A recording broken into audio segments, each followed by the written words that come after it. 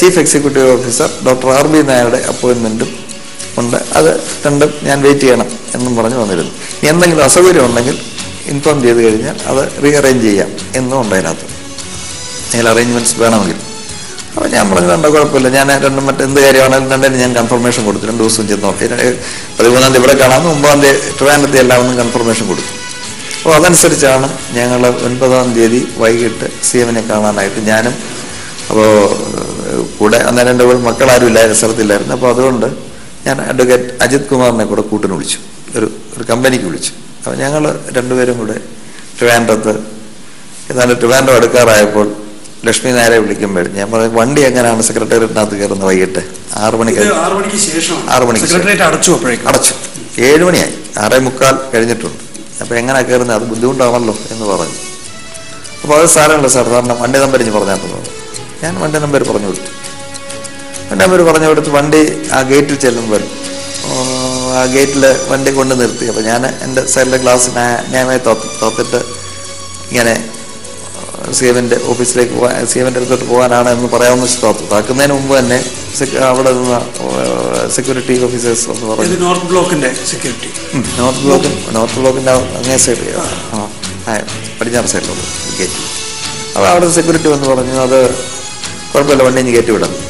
വണ്ടി നിരുപാധികം കയറി അങ്ങ് പോവുകയും ചെയ്തു. വണ്ടി നമ്പർ ഞാൻ പറയേണ്ടി വന്നില്ല, ഒന്നുമില്ല. അത്രയും തങ്ങളുടെ കാർ നമ്പർ കണ്ട ഉടനെ നമ്മുടെ വണ്ടിയാണെന്ന് പറഞ്ഞ് പോലീസ് വണ്ടി കയറ്റി വിട്ടു. സെക്യൂരിറ്റി ഒരു ഇതുമില്ല, വണ്ടി നമ്പർ ചോദിച്ചില്ല, അവർ എഴുതിയില്ല, ഒന്നും ചെയ്തില്ല, എഴുതി വെച്ചില്ല, ഒന്നുമില്ല, കയറിപ്പൊക്കോളാൻ പറഞ്ഞു. വണ്ടി അന്ന് നോർത്ത് ബ്ലോക്കിൻ്റെ ഫ്രണ്ടിൽ അവിടെ നിൽക്കുമ്പോൾ ഈ ലക്ഷ്മി നായർ ഞങ്ങളെ വെയിറ്റ് ചെയ്ത് അവിടെ നിൽപ്പുണ്ട്. നോർത്ത് ബ്ലോക്കിൻ്റെ മുമ്പിൽ വെയിറ്റ് ചെയ്ത് നിൽപ്പുണ്ട്. ഞാൻ വന്നിട്ട് 5 മിനിറ്റായി എന്നും പറഞ്ഞ് വെയിറ്റ് ചെയ്ത് അവിടെ നിൽക്കുന്നുണ്ട്. കയ്യിലൊരു ഈ ഫയലും ഉണ്ട്, അതോടൊപ്പം അവരുടെ നെയിം ടാഗും കരുതലുണ്ട്. അവിടെ ചെന്നപ്പോൾ ഞങ്ങൾ വണ്ടിയിൽ നിന്ന് ഇറങ്ങി അവരോടൊപ്പം നമുക്ക് മുകളിലേക്ക് പോകാമെന്ന് പറഞ്ഞ് കൂടെ നടക്കുന്നു. അവിടെ മെയിൻ ഗേറ്റിൽ നിൽക്കുന്ന സെക്യൂരിറ്റികൾ പോലും ഇവരോട് വളരെ റെസ്പെക്ട്ഫുള്ളായിട്ടാണ് പെരുമാറി. ഇവരെ ഒരു പാസ്സൊന്നും ഇല്ലാതെ അകത്തേക്ക് കയറ്റിവിടും.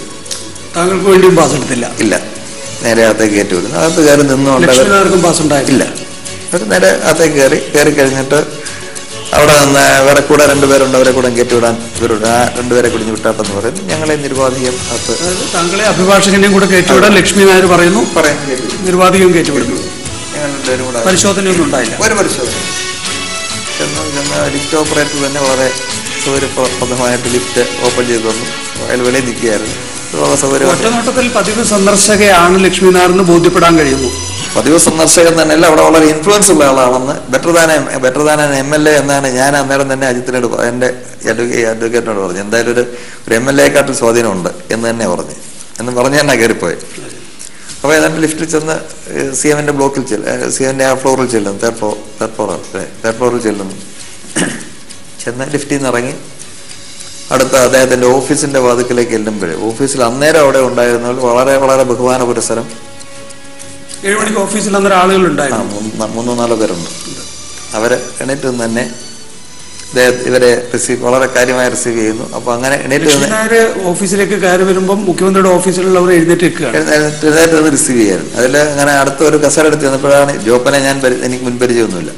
അപ്പോൾ ഇതാണ് ജോപ്പൻ ചേട്ടൻ, ഞാൻ പറഞ്ഞ ജോപ്പൻ ചേട്ടൻ ഇതാണെന്നും പറഞ്ഞ് ലക്ഷ്മി എന്നെ പരിചയപ്പെടുത്തുന്നു. അതോടൊപ്പം തന്നെ ജോപ്പൻ്റെ അടുത്ത് പറയുന്നു, സാർ ഇദ്ദേഹത്തിൻ്റെ ഈ സാറിൻ്റെ അടുത്തിരുന്നപ്പോഴാണ് ജോപ്പൻ ചേട്ടൻ അന്നേരം വിളിച്ച്, ഞാൻ പറഞ്ഞില്ലേ 3 മെഗാവാട്ട് ഒരു പ്രോജക്റ്റ് ചെയ്യുന്നുണ്ട് എന്ന് പറഞ്ഞില്ലേ, അത് സാറാണ് എന്നും പറഞ്ഞ് എന്നെയും പരിചയപ്പെടുത്തുന്നു. അങ്ങനെ 2 കസേര ഇട്ട് ഞങ്ങൾ 2 പേരും അവിടെ ഇരുന്നു. അഡ്വക്കേറ്റിനെ അവിടെ ഒരു കസേര എടുത്തുകൊണ്ട് വരാനില്ലാതിരുന്നിട്ട് ഒരു വേക്കൻ്റായിട്ട് ഒരു സ്റ്റാഫിൻ്റെ ഒരു വേക്കൻറ്റ് സീറ്റിൽ അഡ്വക്കേറ്റിനോട് ഇരിക്കാൻ പറഞ്ഞു. അങ്ങനെ ഞങ്ങൾ 3 പേരും അവിടെ ഇരുന്ന് സംസാരിച്ചുകൊണ്ടിരുന്നു. അങ്ങനെ കാര്യം പറഞ്ഞുകൊണ്ടിരുന്ന കൂട്ടത്തിൽ ലക്ഷ്മി നായർക്ക് ഒരു ഫോൺ വന്നു എന്നും പറഞ്ഞ് ഒരു മൊബൈൽ റിങ് ചെയ്തു. ഞാൻ സംസാരിച്ചോട്ടെ സാർ എന്നോട് ചോദിച്ചു. ഒരു പെർമിഷനോടുകൂടി അവരെ കോറിഡോറിലേക്ക് ഫോൺ സംസാരിക്കാൻ ഇറങ്ങിപ്പോയി. ജോപ്പൻ്റെ മുറിയിൽ നിന്ന് അതിൻ്റെ കോറിഡോറിലേക്ക് പോയി. അപ്പോൾ ജോപ്പൻ ആ സമയത്താണ് പറയുന്നത്, ഇത് ഇങ്ങനെ 3 മെഗാവാട്ട് എന്നൊക്കെ പറയാം. അപ്പോൾ ഞങ്ങളുടെ കാഷ്വൽ ടോക്കിനകത്ത് പറയുന്നത് എന്തായാലും നല്ല പാർട്ടിയാണ്, അത് ഒരു കുഴപ്പവും വരില്ല, ബാക്കി എല്ലാ സപ്പോർട്ടും എല്ലാ ഭാഗത്തു നിന്നും കിട്ടുന്നതാണ്. She is very influential. ഒരു വലിയ നല്ല ഒപ്പീനിയൻ ഈ ലക്ഷ്മി നായരെ പറ്റി പറയുന്നു. അപ്പോൾ ഈ ലക്ഷ്മി നായർ, അപ്പോൾ അത് കഴിഞ്ഞ് ഞങ്ങൾ അങ്ങനെ അവിടെ ഇരുന്നു. അപ്പോൾ ഇത് കഴിഞ്ഞ് പറഞ്ഞിട്ട് ജോപ്പനും ഉടൻ തന്നെ വെളിയിലേക്ക് ഈ ലക്ഷ്മി നായർ പോയ ആ വഴി കൂടെ തന്നെ അങ്ങ് വെളിയിൽ ഇറങ്ങി കോറിഡോറിലേക്ക് പോയി. ഒരു 10 മിനിറ്റായിട്ട് രണ്ടുപേരെയും കണ്ടില്ല, ഞങ്ങൾ രണ്ടുപേരും മാത്രം ഇങ്ങനെ അകത്തിരിക്കുകയാണ് സംസാരിച്ചത്. അപ്പോൾ ഞാൻ പറഞ്ഞു ജസ്റ്റ് നോക്കിക്കളെ ഇന്ത്യ ഇനിയും നമ്മളിതിനകത്ത് ഇങ്ങനെ എത്ര ഇരിക്കും എന്ന് പറഞ്ഞ് ഞാനിങ്ങനെ വെളിയിലേക്ക് നോക്കി. ഇവരും പേരും സംസാരിച്ചുകൊണ്ടിരിക്കും. ആരൊക്കെ? ജോപ്പനും ലക്ഷ്മി നായരും മാത്രമായിട്ട് ഒരു സ്ഥലത്ത് ഇങ്ങനെ സംസാരിച്ചുകൊണ്ടിരിക്കും. അന്നേരം ആരും കോറിഡോറിൽ ആരുമില്ല, ഒരു വിസിറ്റേഴ്സും ഇല്ല. മിനിസ്റ്റർക്ക് ഇന്ന് CM വിസിറ്റേഴ്സിനെ ഒന്നും എടുക്കുന്നില്ല. ഈ അപ്പൊ ഞങ്ങൾ ചെല്ലുമ്പോൾ തന്നെ പറയുന്നുണ്ട് ഇന്ന് വിസിറ്റേഴ്സിനെ ആരെയും അക്സെപ്റ്റ് ചെയ്യുന്നില്ല. ഇന്ന് അകത്ത് 2012 ജൂലൈ 9 വൈകുന്നേരം 7:30 മണിയായിക്കാണ് ആ സമയത്ത്. അപ്പോൾ സെൽവരാജും MLA അതിനകത്തിരിപ്പുണ്ട്. CMന്റെ ക്യാബിനകത്തിരിപ്പുണ്ട്. ക്യാബിനകത്ത് സെൽവരാജ് MLA മാത്രം ഇരിപ്പുണ്ട്. പിന്നെ നിങ്ങളെ കൂടെ കാണുന്നുള്ളൂ. അതിന്റെ കോറിഡോറെല്ലാം വേക്കൻ്റ് ആയിരിക്കുന്നതെന്ന് ജോപ്പൻ നേരത്തെ തന്നെ പറയുന്നുണ്ട്. ആരുമില്ല, ആരെയും കാണുന്നില്ല CM. അതുകൊണ്ട് എല്ലാവരും ഒഴിവാക്കാൻ പറഞ്ഞിരിക്കുകയായിരുന്നു നേരത്തെ. അപ്പോൾ അങ്ങനെ CM വന്നു എന്ന് പറഞ്ഞ് ജോപ്പൻ ഓടി അവിടെ വന്നിട്ട് അദ്ദേഹം അവിടെ ഇരുന്ന് ഈ ഒരു ഫയലും എടുത്തുകൊണ്ട് CMന്റെ മുറിയിലേക്ക് ഓടിപ്പോയി. ഓഫീസിന്റെ സൈഡിലെ ഡോർ തുറന്നകത്തേക്ക് കയറി ഓടിപ്പോയി. പോയിട്ട് ഒരു കഷ്ടിച്ചൊരു 5 മിനിറ്റ് കഴിഞ്ഞപ്പോഴേക്ക് പെട്ടെന്ന് തിരിച്ചു വന്നു. അത് CM വിളിക്കുന്നുണ്ട്, ഇത് പോകാൻ തിരക്കുണ്ട്, വന്നാട്ടം. അപ്പോൾ ഞങ്ങൾ 3 പേരും കൂടെ, വക്കീലും ഞാനും ഉണ്ടായിരുന്നു, ഈ ലക്ഷ്മി നായരും കൂടെ എന്നപ്പോഴേ ജോപ്പൻ തന്നെ പറഞ്ഞു അത് വേണ്ട, വക്കീൽ ഇവിടെ നിൽക്കട്ടെ, നിങ്ങൾ രണ്ടുപേരും കയറിയാൽ മതി, ഒരുപാട് പേര് വേണ്ട, നിങ്ങൾ രണ്ടുപേരും കയറിയാൽ മതി എന്ന് പറഞ്ഞ് ഞങ്ങളെ രണ്ടുപേരെയും ജോപ്പനും കൂടെ CMന്റെ മുറിയിലേക്ക് ഇല്ലുന്നു. CMന്റെ മുറിയിൽ അവിടെ കയറി ഇരുന്നില്ല. ഞങ്ങൾ കയറി ആ കസേരകളുടെ പുറയിൽ നിന്ന സമയത്ത് ഈ അദ്ദേഹത്തെ അവിടെയുള്ള സംഭാഷണം നിർത്തിക്കൊണ്ട് CM കസേര മേശയുടെ സൈഡിൽ കൂടെ തന്നെ ഇപ്പുറത്ത് അദ്ദേഹം പോകാനുള്ള തിരക്കാം. സൈഡിൽ കൂടി ഇനി വന്ന് ഞങ്ങളുടെ അടുത്ത് വന്ന് CM വന്ന് നിന്നപ്പോഴേക്ക് അപ്പോൾ ന്യായമായ രീതിയിൽ ഞാനൊന്ന് തൊഴുതു അങ്ങനെ നിൽക്കുകയാണ്. അപ്പോൾ ലക്ഷ്മി നായർ ഉടനെ പറയുന്നു, സാർ ഇതാണ് ഒന്നിൽ നിന്നുള്ള ഈ ഇദ്ദേഹം ട്രഷ് ഓണേഴ്സ് അസോസിയേഷൻ്റെ പ്രസിഡന്റാണ്. ഇദ്ദേഹം ഒരു 3 മെഗാവാട്ട് സോളാർ പവർ തുടങ്ങുന്നതിന് ഉള്ള MOU ഒക്കെ ഒപ്പിട്ടു, ഇങ്ങനെ കാര്യങ്ങളൊക്കെ ആയിരിക്കുകയാണ് എന്ന് പറഞ്ഞു. അദ്ദേഹം അതിനെ മറുപടി പറഞ്ഞു, അത് നിങ്ങളെപ്പോലുള്ളവരൊക്കെ രംഗത്ത് വന്നെങ്കിലേ ഇവിടുത്തെ വൈദ്യുതി ക്ഷാമം പരിഹരിക്കാൻ പറ്റത്തുള്ളൂ. ഇനി സോളാർ പവർ അല്ലാതെ കേരളത്തിനൊരു പരിഹാരവുമില്ല, വേറെ ഈ ഡാമിൽ നിന്നൊന്നും വെള്ളവുമില്ല, അങ്ങനെ വല്ല ബുദ്ധിമുട്ടാണ്. സോളാർ പവറാണ് ഇത് ശാശ്വത പരിഹാരം. കഴിഞ്ഞ വർഷം വലിയ ക്ഷാമമുള്ള സമയമായിരുന്നു, ആ മെയ് ജൂൺ മാസം. വളരെ ഇതേയുള്ള ഒരു പരിഹാരം ഇങ്ങനെ നിങ്ങളുടെ അസോസിയേഷനുള്ള പരമാവധി ആൾക്കാർ ഇതിലേക്ക് വന്നാൽ ഈ പരിഹാരം ഇതിനൊരു ശാശ്വത പരിഹാരമാകും. അതോടൊപ്പം ഗവൺമെന്റിന്റെ ഭാഗത്തു നിന്ന് ചെയ്യാവുന്ന എല്ലാ സഹായങ്ങളും ചെയ്തു തരാം. സബ്സിഡി കാര്യങ്ങളൊക്കെ ഉണ്ട്, അതൊക്കെ ഇവർ പറഞ്ഞെല്ലാം മനസ്സിലാക്കിയിട്ടുണ്ടല്ലോ, അതെല്ലാം പറഞ്ഞിട്ടുണ്ടല്ലോ. അതെല്ലാം ഒരുപാട് സഹായങ്ങൾ ഗവൺമെന്റ് ഭാഗത്ത് ചെയ്യാവുന്ന എല്ലാ സഹായങ്ങളും ചെയ്തു തരും, അത് ധൈര്യമായിട്ട് മുന്നോട്ട് പോകാം എന്ന് പറഞ്ഞു. അപ്പം ഞാൻ ലക്ഷ്മിയുടെ നേരത്തെ പറഞ്ഞിട്ടുണ്ടായിരുന്നു എനിക്കൊരു ഞങ്ങളുടെ അസോസിയേഷൻ്റെ കമ്പനിയെ കുറിച്ച് മുഖ്യമന്ത്രി നല്ല അഭിപ്രായമാണോ പറയുന്നത്? മുഖ്യമന്ത്രി കമ്പനിയായിട്ട് എടുത്ത് പറയുന്നില്ല. ഏതായാലും ഒരു നല്ല ടീം അല്ലെങ്കിൽ മുഖ്യമന്ത്രി അങ്ങനെ പറയത്തില്ലല്ലോ, you can go with the project എന്ന് പറയാനൊക്കെ പറയത്തില്ലല്ലോ. നേരത്തെ വളരെ നല്ല പരിചയമുള്ള പോലെയാണോ? അങ്ങനെയാണ് എനിക്ക് ഫീൽ ചെയ്തത്. മുഖ്യമന്ത്രിക്കും ജോബിന് മാത്രമല്ല, അല്ല മുഖ്യമന്ത്രിക്കും അന്ന് സരിതായസ്ഥാണെന്ന് എനിക്കറിയില്ല, ലക്ഷ്മി നായർ എന്നാണ് അന്ന് അറിയപ്പെടുന്നത്. സരിത എന്ന് അറിയുന്ന ഇവരെ അറസ്റ്റ് ചെയ്തെന്ന് കണ്ടു കഴിഞ്ഞപ്പോഴാണ്. അതുവരെ ഞാൻ ലക്ഷ്മി നായർ എന്ന് മാത്രമേ അറിയത്തുള്ളൂ. വിസിറ്റിംഗ് കാർഡും എല്ലാം അങ്ങനെ തന്നെയാണ്. ലക്ഷ്മി നായരോട് വലിയ അടുപ്പമുള്ള രീതിയിൽ തന്നെയാണ് കണ്ടത്. അപ്പോൾ ലക്ഷ്മി നായർ ഉടൻ തന്നെ എനിക്ക് ഫീൽ ചെയ്ത്, അത് ശരിയാവണമെന്നില്ല, എനിക്ക് അങ്ങനെ തോന്നി അങ്ങനെയാണ്. എനിവേ ലക്ഷ്മി നായർ ഇത് ഇങ്ങനെ പറയുന്നത് സാറിനൊരു റെപ്രസെൻറ്റേഷൻ തരാനുണ്ട് അവരുടെ അസോസിയേഷൻ്റെ എന്ന് പറയും. അപ്പോൾ അതിന് തന്നേക്കുമെന്ന് പറഞ്ഞു. ഞാൻ റെപ്രസെൻറ്റേഷൻ ഗവർണറായിരുന്നു, ഗവർണറിന് ഊരി അദ്ദേഹത്തിന് കൊടുത്തു.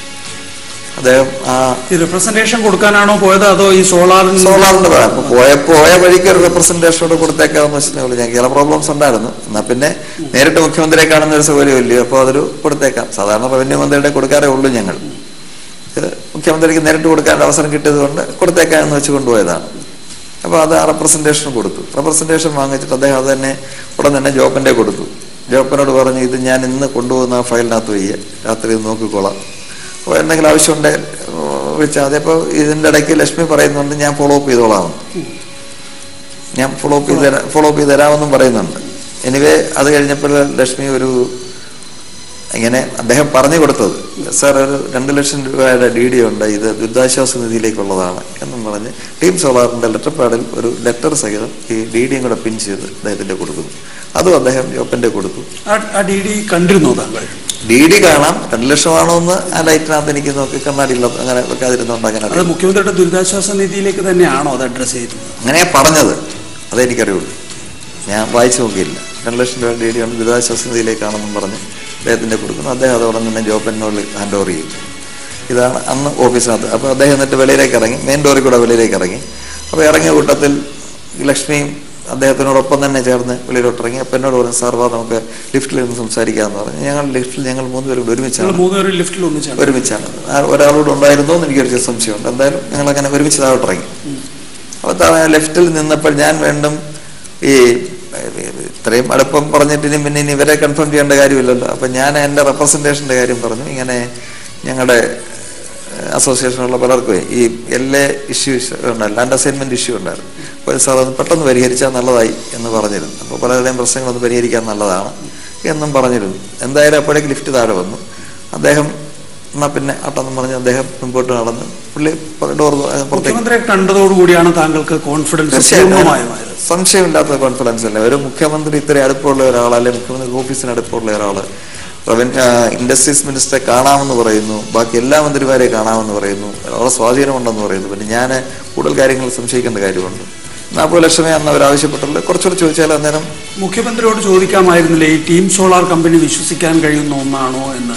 അതോ മുഖ്യമന്ത്രിയുടെ ശരീരഭാഷയിൽ നിന്ന് പൂർണ്ണമായും വിശ്വസിക്കാവുന്ന രീതിയിലാണ് കാര്യങ്ങളെല്ലാം പറയുന്നത്? തന്നെയുമല്ല, ടീം സോളാർ എന്ന് പറയുന്നത് ഇന്റർനാഷണൽ കമ്പനിയാണ്. അതിന്റെ ഈ വെബ്സൈറ്റ് നോക്കിയാൽ തന്നെ നമുക്ക് വളരെ ക്ലിയർ ആയിട്ട് അറിയാവുന്ന ഒരു കാര്യമുണ്ട്.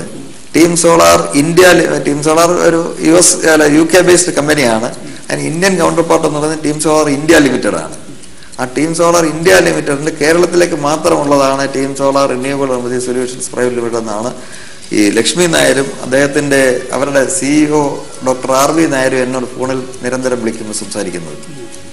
അപ്പോൾ അത്രയും അതിൻ്റെ കേരളത്തിലെ കൗണ്ടർ പാർട്ട്. തന്നെയുമല്ല, എൻ്റെ അറിവനുസരിച്ച് ഈ ടീം സോളാർ എന്നുള്ള പേര്, ഈ ഒരു കമ്പനിയുടെ ഫസ്റ്റ് നെയിം വേറെ ആർക്കും അഡോപ്റ്റ് ചെയ്യാൻ പറ്റത്തില്ല. അവരുടെ ആ ഒരു ലിങ്ക് ഇല്ലെങ്കിൽ, അല്ലെങ്കിൽ അവരുമായിട്ട് എന്തെങ്കിലും ഒരു ധാരണയില്ലെങ്കിൽ ആ ഫസ്റ്റ് നെയിം അഡോപ്റ്റ് ചെയ്യാൻ പറ്റത്തില്ല എന്നാണ് ഞാൻ മനസ്സിലാക്കിയിരുന്ന ഭാഗം. അതനുസരിച്ച് team solar renewable energy private limited എന്ന് പറഞ്ഞ് വേറെ എന്തെങ്കിലും പേരിൽ റിന്യൂവബിൾ എനർജി ആണെന്ന് പറഞ്ഞാൽ അവരുമായിട്ട് ഒരു ടൈപ്പ് ഉള്ളതെന്ന് പറഞ്ഞാൽ ഞാൻ അന്വേഷിക്കണമായിരുന്നു. ഇത് ടീം സോളാർ എന്നുള്ള ഫസ്റ്റ് നെയിം ഉണ്ട്, എംബ്ലം അത് തന്നെ, ഇന്റർനാഷണൽ ആ കമ്പനിയുടെ അതേ എംബ്ലം തന്നെ. ഇതെല്ലാം ഇവിടുത്തെ രജിസ്ട്രാർ ഓഫ് കമ്പനീസ് അപ്രൂവ് ചെയ്ത് കൊടുക്കണമെങ്കിൽ അതൊരു നല്ല കമ്പനി അല്ലെന്ന് ഒരു തരത്തിലും വിശ്വസിക്കാനൊക്കത്തില്ല. തന്നെയല്ല, ISO 9001 കിട്ടിയിരിക്കുന്ന കമ്പനിയാണ്. അത് കിട്ടണമെങ്കിലും അതിന് ഒരുപാട് ഫോർമാലിറ്റീസ് ഉണ്ട്. ആ ഫോർമാലിറ്റീസ് ഒക്കെ കംപ്ലൈ ചെയ്തിട്ടുണ്ട്. അപ്പോൾ അങ്ങനെ വരുമ്പോൾ ആ ഒരു കമ്പനിയെ പറ്റി എനിക്കൊരു പ്രത്യേകമായിട്ടൊരു സംശയത്തിൻ്റെ കാര്യമില്ല.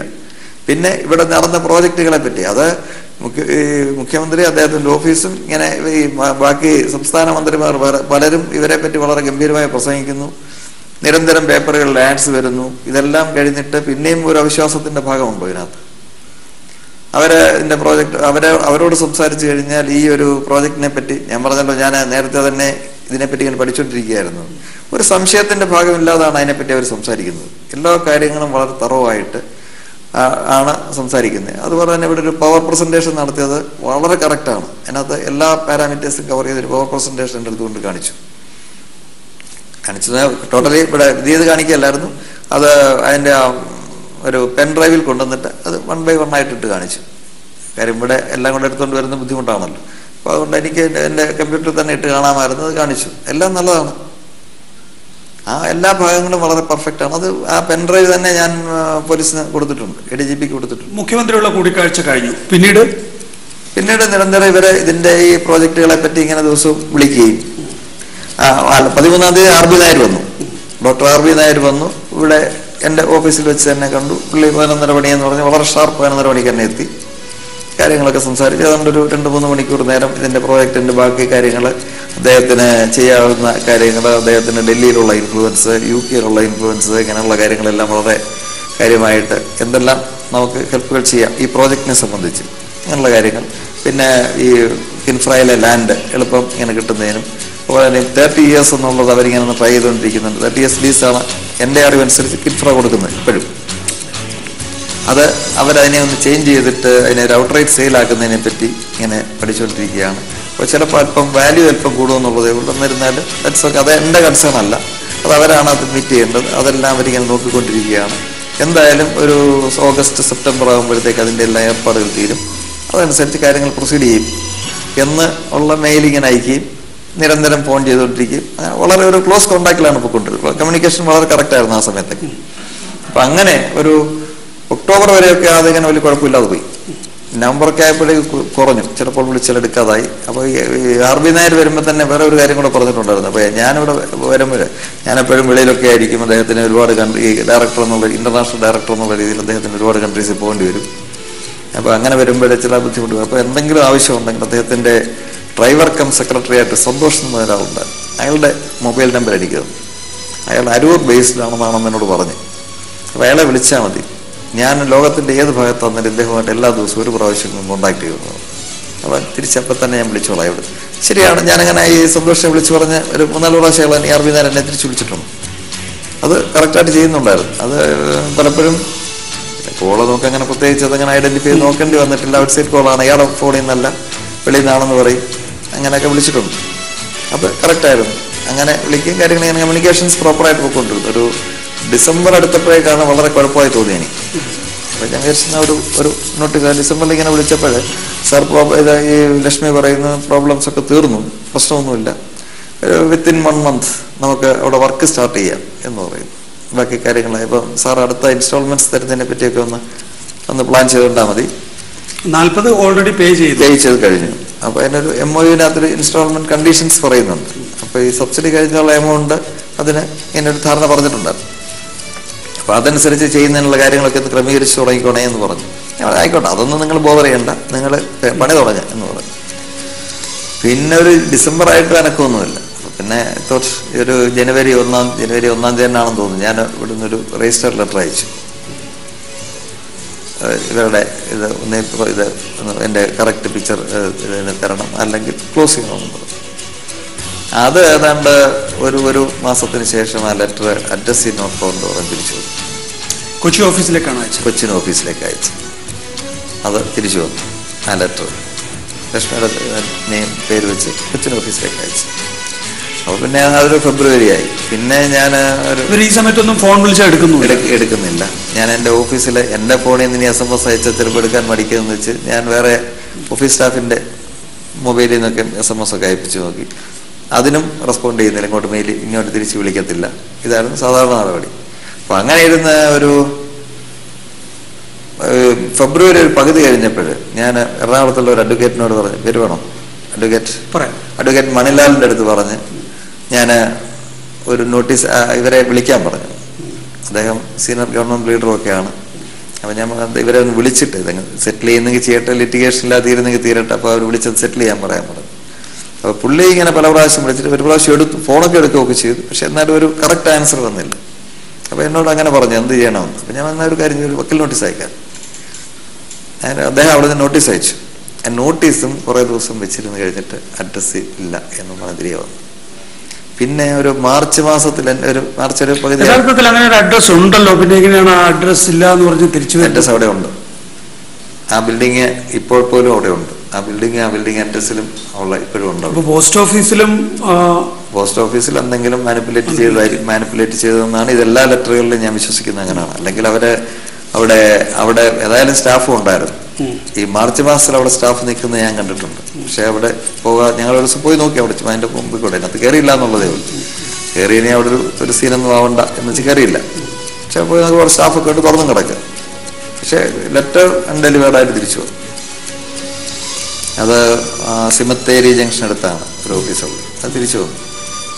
അത് കഴിഞ്ഞിട്ട് പിന്നെ ഇങ്ങനെ വിളിക്കുമ്പോൾ ഫോണൊന്നും എടുക്കുന്നില്ല, SMS റിപ്ലൈ ഇല്ല, SMS അയച്ചാലും അതിനെ തിരിച്ച് വിളിക്കുന്നില്ല. അപ്പോൾ അങ്ങനെ ഇരുന്ന് ഒരു ഏപ്രിൽ ലാസ്റ്റാണോ മെയ് ആദ്യമായിട്ട് ഒരു ദിവസം രാവിലെ ഒരു ബിഫോർ 8 o'clock ലക്ഷ്മി എന്നെ വിളിക്കുന്ന ആദ്യം വിളിച്ചപ്പോൾ ഞാൻ കിട്ടിയ മൊബൈൽ വെച്ചിട്ട് പുറത്തോട്ട് കണ്ട് മാറിയിരുന്ന സമയത്താണ് അപ്പോൾ എൻ്റെ വൈഫ് ഇങ്ങനെ ലക്ഷ്മിയുടെ ഫോണാണെന്നും പറഞ്ഞ് എന്നെ വിളിച്ചപ്പോൾ ഞാൻ വിളിച്ചിട്ട് എടുക്കുന്നില്ല എന്ന് ഇങ്ങനെ പറഞ്ഞുകൊണ്ടിരിക്കുന്നുണ്ട്. എന്താ ചെയ്യേണ്ടതെന്ന് ഞാൻ ആലോചിക്കുക എന്നൊക്കെ പറയുമായിരുന്നു വീട്ടിൽ.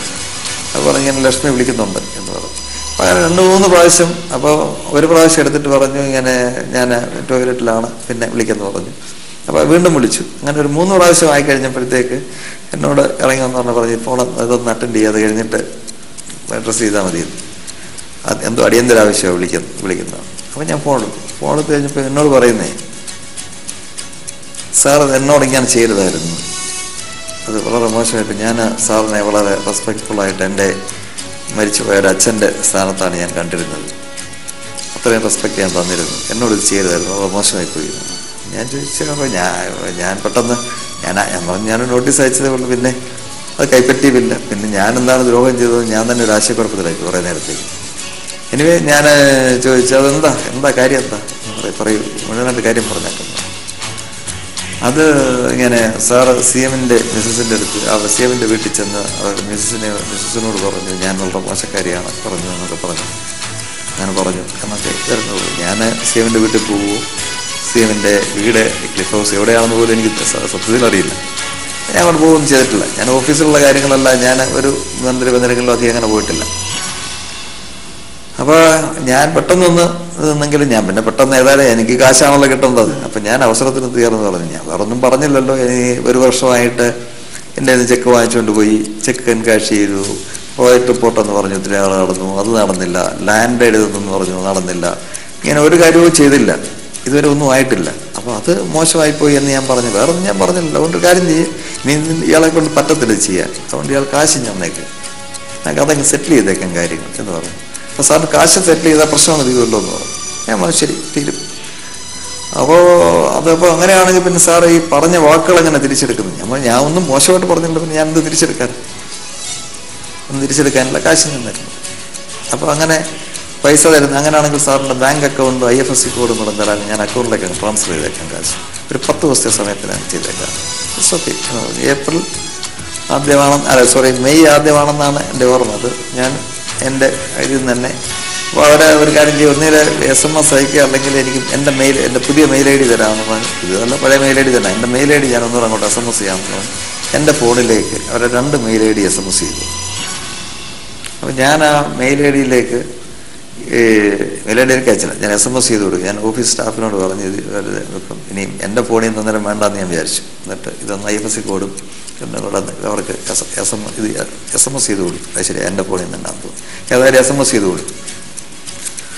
കൊടുത്തിട്ട് അപ്പം ഞാൻ SMS കിട്ടിയോ എന്നറിയാൻ വീണ്ടും അങ്ങോട്ട് വിളിച്ചോട്ടെ പറഞ്ഞു. സാർ SMS കിട്ടി, കാര്യങ്ങളൊന്നും കുഴപ്പമില്ല സാർ, കുഴപ്പമൊന്നുമില്ല. എനിക്ക് 10-ാം തീയതി ഞാൻ ഒരു പൈസ കിട്ടേക്കാം എന്ന് പറയും. എന്നിട്ട് സാർ ഒരു ഫേവർ ചെയ്യണം. ഞാൻ പറഞ്ഞു എന്താ ചോദിച്ചു, എന്താ ഫേവർ വേണ്ട? 10-ാം തീയതി ഞാൻ പകുതി പൈസ ഇടും, ബാക്കി പകുതി 30-ാം തീയതിക്കകത്ത് ഈ 2013 മെയ് 10-ാം തീയതിക്ക് പകുതി ഇടും, ബാക്കി പകുതി 30-ാം തീയതിക്ക് ഇടും, ഇട്ടേക്കാം, അത് ക്ലോസ് ചെയ്തേക്കാമെന്ന് പറഞ്ഞു. ശരി, ഞാൻ ചെയ്ത് അത്ര ചോദിച്ചാൽ മതി. അപ്പോൾ ഞാൻ അന്നേരം ഇൻട്രസ്റ്റോ കാര്യങ്ങളൊന്നും സംസാരിച്ചില്ല. കാര്യം കാശൊക്കെ ക്ലോസ് ചെയ്യട്ടെന്ന് വെച്ച് കഴിഞ്ഞ് വല്ലതും പറഞ്ഞാൽ മതിയിൽ ഉണ്ടെങ്കിൽ തന്നെയാണ് വിചാരിച്ചു. ശരി, അങ്ങനെ ചെയ്തോളാനും പറഞ്ഞു. എനിവേ ഈ 10-ാം തീയതിക്ക് അടുത്ത് ഞാനും ഇച്ചിരി മറ്റ് വിധത്തിൽ തിരക്കിലായിപ്പോയി. തിരക്ക് മീൻസ് ഞാനൊരു പിൽഗ്രിമേജ് പോകുന്നതിനുള്ള പ്ലാനിങ്ങിലായിരുന്നു. അപ്പോൾ അതുമായി ബന്ധപ്പെട്ട് അതിൻ്റെ ചില അനുഷ്ഠാനങ്ങളും കാര്യങ്ങളൊക്കെ ആയിട്ടങ്ങ് പോയി.